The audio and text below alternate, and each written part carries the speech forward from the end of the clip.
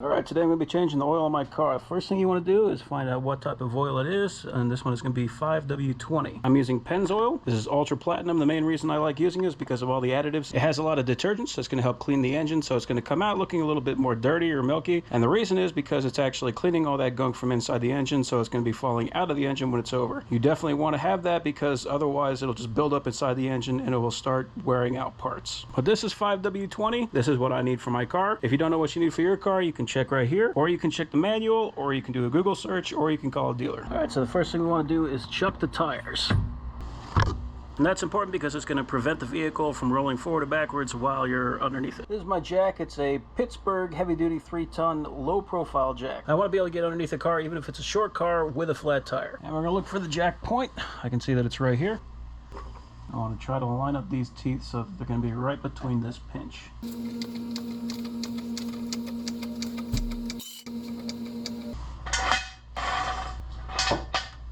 You always want to use jack stands. A hydraulic jack can lose pressure and it can slowly drop. You always want to use jack stands because they won't do that. And do the same thing on the other side.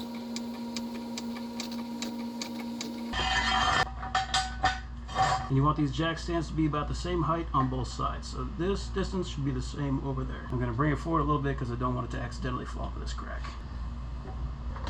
And you want to lay down a little cardboard because oil will soak into the concrete, but it will never dry, so you'll always have a spot there like this and all this.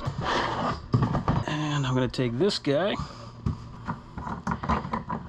take out the plug, and you can kind of see right here there's a spot for the oil filter, so when you drop it, if you drop it right on top of here, it will allow oil to leak by, and then the rest of the oil can just hit anywhere. You're going to need a few things. First thing, you're going to need a ratchet and a socket. I already know that mine is a 13. You want to make sure you're getting the correct size. I've dealt with rounded oil drain plugs, and they are kind of a pain in the butt, and it's, for me, I always end up just replacing them if they end up getting rounded. So make sure, check a couple of different size sockets and make sure you're getting the correct size socket. You're going to need an oil filter. This, I'm going to be using full synthetic oil, so I'm going to be using a ultra synthetic series filter. This is by Fram. I always use Fram, and the reason I always use Fram is because of this textured grip right here. None of the other filters seem to have that, and that is the best thing that you can have in an oil filter so that you can actually do this whole job just with your hands. If the one you're taking off is not that, then you can use something like this. This is a little wrench, so it's designed to open and close, so that will lock on, and then you can use your ratchet to turn your filter off. So there's a tool like that. They also make tools that are just big wrenches that you can crank off, or if worse comes to worse, you can pop a screwdriver through it just by hitting it with a hammer, and you can turn it out like that. Although potentially you'll end up destroying the filter, and then you'll be in a much worse position. So the best thing, in my opinion, just use these Fram filters. They got that textured grip. You should have some paper towels on hand because you'll probably be needing to clean up your hands and the tools when you're done. And the last thing, you might need a flashlight. So the next step is to find the bolt that we need to take off. Now you can see I've got some muck right here. That's it looks like I've got some kind of an oil leak, a slow drip, so I'm going to need to take care of that. But we got the transaxle over here. This is where all the engine oil sits, so it's in here. Now you want to make sure you get the right bolt. Like you can see a bolt here that's on the bottom. It looks like it could be it, but that's not it. The one we're looking for is on the back side. Okay, this is the one that we're looking for, and this is where having a nice long gear wrench ratchet comes in handy because you can really get a lot of torque on it. You want to make sure that you're going left, so you definitely don't want to strip this by trying to tighten it. And then you can try to pull. If that doesn't work, you just smack the handle. Just like that. Now that it's loose, you should be able to finish it off by hand. And you want to have a paper towel so you can clean this plug off as soon as you take it out.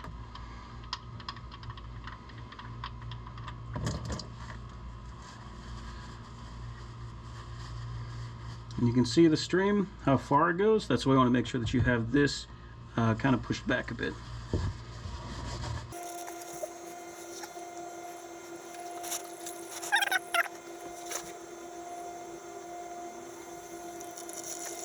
While that's draining, just take a look at your plug.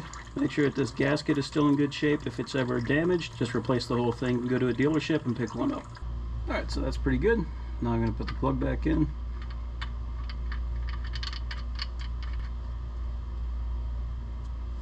Try to kind of clean it off because dirt does stick to oil.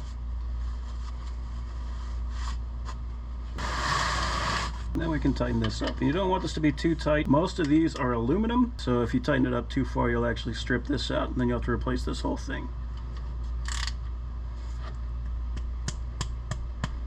That's it. And then somewhere in this area is going to be the filter. So this is mine. So I'm going to take this drain pan, pull it underneath there, grab another paper towel, and then this will just spin off. Just like that.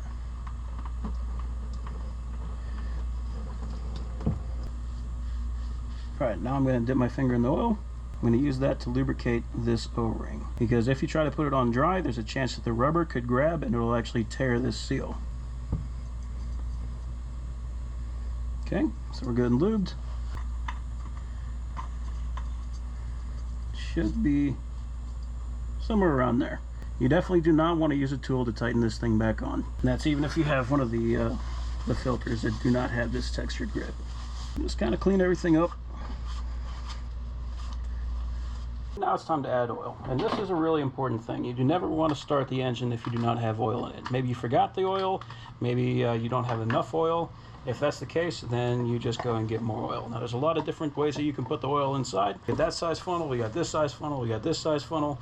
There's all kinds of funnels. You just use whatever's good. This one's kind of cool because if you got a 1-quart bottle, you can drop it right inside here and it'll go directly in. Now if you don't know how much oil your car needs, just check the user manual and it'll tell you. My car needs 5 quarts. Now even knowing that, I got another one just because I want to make sure that I have too much instead of not enough. It's way better to have too much oil and then you'll have extra for next time than not have enough.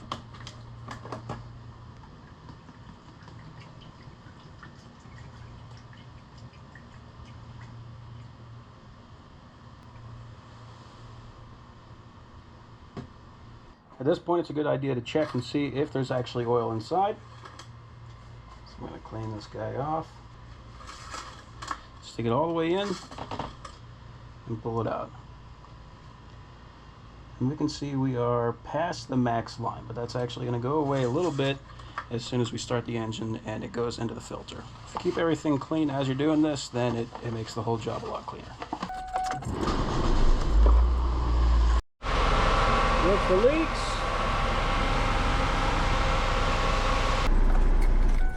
And check for leaks again because sometimes they only show up after you stop. Let's check the oil level again. When you're using full synthetic, sometimes it can be hard to tell because it's really clear. Alright, so you can see the hole here and the hole on the other side, and the oil level is right about there, so it's almost completely full. So I can put in about 1/4 of a quart. Okay, and you can kind of see a measurement system here. So this is a 1/2 quart, 1 quart, these are quarts, these are liters. This is 4.5, this is 4. So right now we're at 5 quarts. So if I go halfway between this, the 4.5, and this, then that is 1/4 quart. So I'm going to stop right about there. That's just about perfect. So that should be a fully topped off oil. So I can put that in storage. And that looks pretty good. We're just underneath max.